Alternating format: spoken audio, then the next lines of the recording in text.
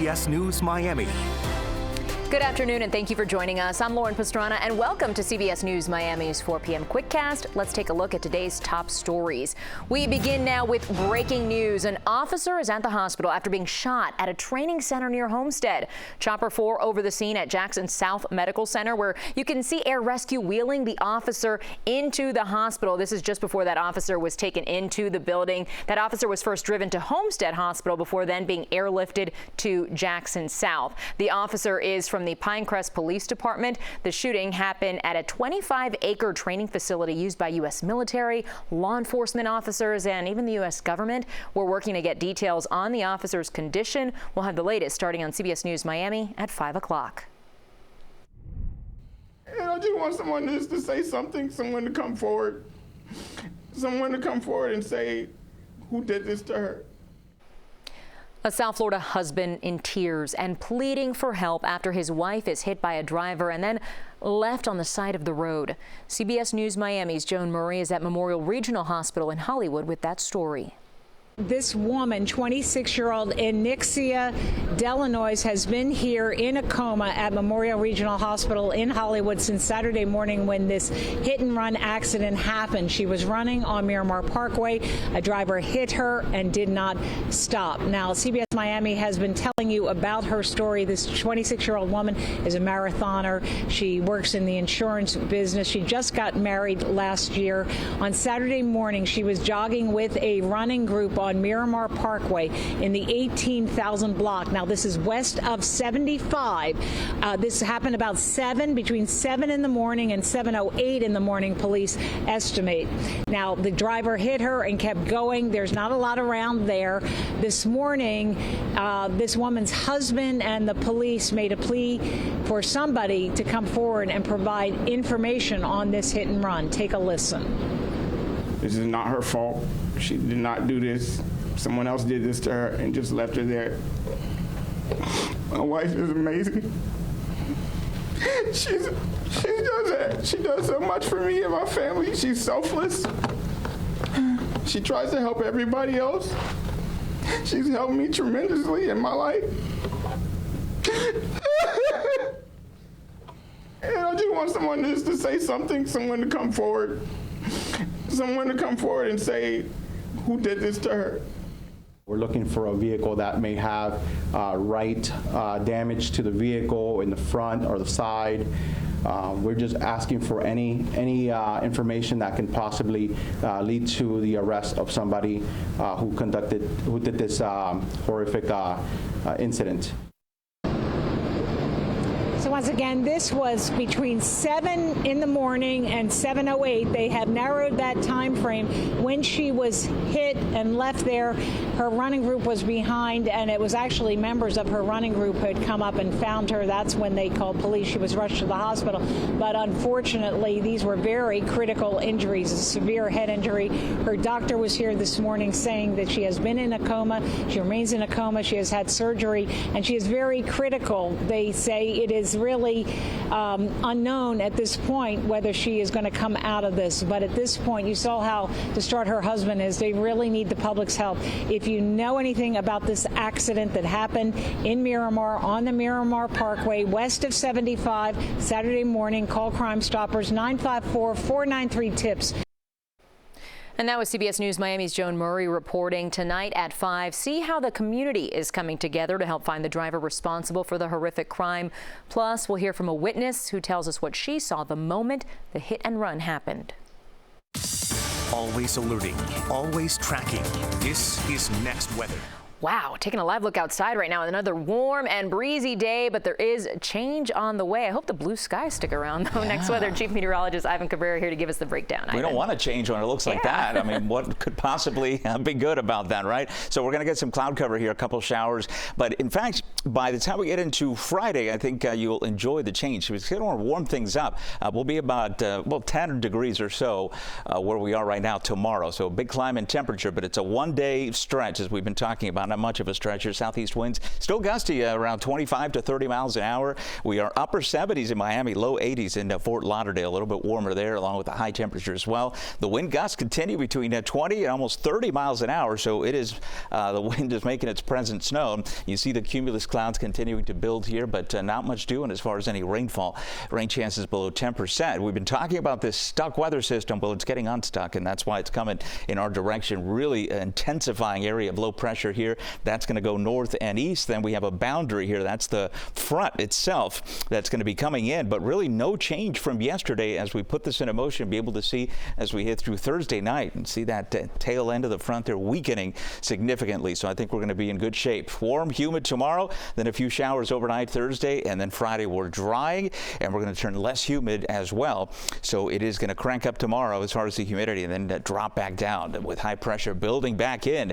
Beginning Friday, this is another stretch of fantastic weather for both weekend days, and heading into the majority of next week, we're not going to have much change here. So a pretty nice April underway, no question about it. Southeast wind there continues, then a south wind tomorrow, and eventually a southwest wind gets in here with warm and humid conditions. Notice the clock here. We'll get through the evening commute just fine, and even through the early evening hours, just a few patchy broken showers here coming through, and then the boundary continues to push east. There you see that reverse wind coming in out of the northwest. That's what's going to dry us out nicely for Friday. But before tomorrow, no records, but we'll feel like about 92 to 94. That'll be the heat indices across South Florida here, with rain chances minimal through the morning hours of Friday, and then we dry things out, as I mentioned, for the weekend and next week.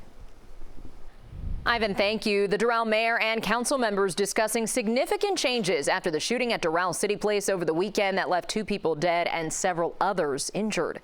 CBS News Miami's Yvonne Taylor is at City Hall with the latest.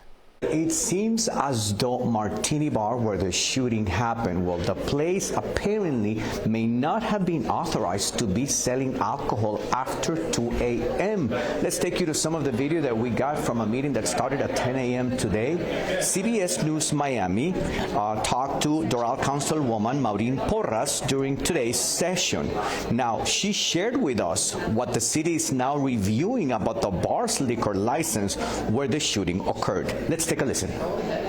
Upon an initial review of our ordinances, trying to figure out exactly what type of permit they had to serve alcohol for consumption, there is no clear indication at this time, from what I have been reviewing, that Martini Bar may have had permission to be serving alcohol for consumption past the 2 a.m. curfew that applies currently under the latest ordinance that was passed in 2022. So that means they were not authorized to continue selling alcohol till 3:59 a.m. According to the initial review, that's what it looks like, and that is why it is important to do a comprehensive and thorough review of what happened before we start, making decisions. And at 3 p.m. today, there will be a special meeting here in the city of Doral, in which they will discuss anything related to the tragedy at Martini Bar. Now, no decisions are expected to be made, but members of the community will be attending. So that will be a very important meeting. We will have all that for you here on CBS News Miami at 5 p.m. That was CBS News Miami's Yvonne Taylor reporting. And now at 4, an arrest has been made in a deadly triple shooting in North Lauderdale. The Broward Sheriff's Office says 32-year-old Brandon Roberts is now facing first-degree murder charges. The shooting happened back on March 24th in front of the Players Sports Bar and Grill on North State Road 7. Deputies say 3 men were shot, and one of them, DeAndre Major, was killed. 2 other victims suffered non-life-threatening injuries. During their investigation, deputies identified Roberts as the suspect, and a warrant was issued for his arrest. He was arrested and remains in jail. A former Palmetto Bay councilman wants something to be done after he was shot in the eye with some sort of projectile. David Singer says he was in his car when 3 kids drove by in a white car, spraying his house with a water bead blaster. Singer says when they came back a second time, he looked over and a water pellet hit him in the eye.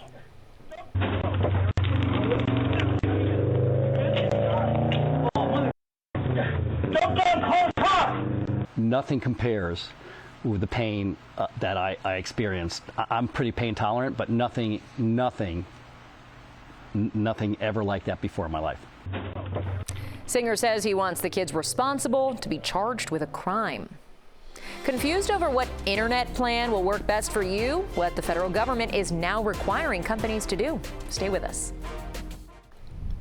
Welcome back to CBS News Miami's 4 p.m. Quickcast. They're an invasive nuisance, and now their population is about to pop off. CBS News Miami's Peter Dench is in Miami Gardens and tells us how to fight off the iguana invasion. I'm Peter Dench in Miami Gardens with Michael Ronquillo of Humane Iguana Control, and he is rounding up invasive green iguanas and others like this one. It's a busy day. Tell us why it's so important to round them up and humanely euthanize them. You know, we remove these iguanas. They just keep overpopulating. You know, female iguanas lay up 70 eggs a year, and they're actually endangering. They're affecting our native species negatively. This keeps you very busy, but it's an important job to do. Some might say, why are you doing this? But you say, this is important. Yeah, it's important. You know, it not only helps residents that are struggling with iguanas around their homes and businesses, but it's also helping all our native species in South Florida. Okay, thank you very much. We'll have much more with the owner of Humane Iguana Control coming up tonight on CBS News Miami. In Miami Gardens, Peter Dench, CBS News Miami. And now to a consumer alert. Inflation remains high. A new report from the Bureau of Labor Statistics shows in March prices jumped 3.5% from last year and 3.2% from February. CBS News Miami's Bradley Blackburn explains. Gas prices are creeping up again. AAA says the national average for regular unleaded is up 22 cents a gallon in the past month, forcing many drivers to shift their expenses. Making sure that we actually consider gas as a part of our budget now. It's not just gas. Overall prices jumped 3.5% in March, up from 3.2% in February. Definitely a disappointing report. CBS News business analyst Jill Schlesinger says the increase was driven by energy costs and stubbornly high rent prices, which are up 5.7% in the past year. Those two categories together accounted for over half of the increase. Price hikes at the grocery are slowing down, but years of high inflation have taken a toll. A trip to the supermarket in 2019 that cost $100 now has shoppers shelling out around $133. The new report is a bit of a 1-2 punch for consumers. Not only are everyday essentials more, but the cost of borrowing money for a home or car is expected to remain expensive. The Federal Reserve increased interest rates over the past 2 years to slow the economy and lower inflation. Economists believed if prices drop this year, the Fed could start cutting rates this summer, but that expectation is changing. A rate drop, a cut, is certainly off the table for the May meeting, probably the June meeting. I'm guessing perhaps the July meeting, unless things really improve. Schlesinger says many experts are now forecasting the first cut may not come until September. Bradley Blackburn, CBS News, New York. The FCC is trying to make it easier to shop for internet plans. Starting today, it's requiring new labels that detail what you can expect to pay, typical download speeds, and information about the internet provider's policies. All good to know. And that's CBS News Miami's Quickcast. I'm Lauren Pastrana. Stay tuned for more news right here on CBS Miami.